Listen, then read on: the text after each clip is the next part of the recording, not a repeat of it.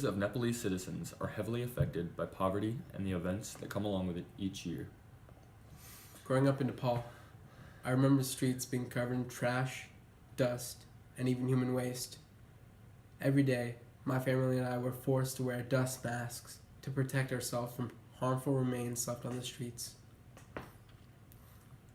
A study was conducted by the World Bank to find out just how much litter covered the streets of Nepal, and the results were shocking. Over 3.5 million tons of garbage lies on the streets of Nepal and is likely going to double in amount over the next 8 years. Growing up in the city of Kathmandu, Nepal, wells were not an option. Instead, large trucks delivered both water and gasoline to our households. Similarly, the province of Shengjia also faced the challenge of obtaining purified drinking water and other vital resources. Instead of daily truck delivery, the people of Shengjia relied on trains to import resources. Because the citizens of Nepalese states and provinces were provided with water and other resources only once a month, many were forced to drink the contaminated water that was so prominent in Nepal. Adolescent children under the age of 5 are most affected by waterborne diseases, as an estimated 44,000 die each year. Nepal's ongoing struggles do not go unnoticed, however, as large corporations such as the Water Project donate large amounts of sustainable drinking water to suffering communities.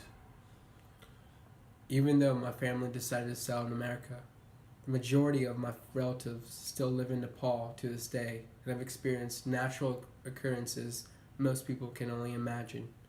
For example, in April of 2015, a massive earthquake with a magnitude of 7.9 on the Richter scale wiped out over 2.5 million buildings, including homes and educational establishments. Sadly, both the houses I grew up in and the schools I attended were brought down in the mix of events. Many of my cousins and other relatives were forced to live among the streets of Kathmandu for weeks, alongside millions of others terrorized by the earthquake. Nepal's National Emergency Operations Center, an organization built around helping the citizens of Nepal in times of need, estimated that over 8,000 people were killed as a result of the earthquake. In addition to the amount of lives lost, 17,866 people were injured and over 366 people were never found. Although many Nepalese citizens struggle economically, few prosper in this frivolous society. My family being on the prosperous side, similar to America's social structure, Nepal has their own concept on economic standings, with each family belonging to separate economic classes. Human development and economic prosperity is slowly but surely headed in the right direction for Nepal's future. The government of Nepal is doing any and everything it can to improve everyday life of these Nepali citizens.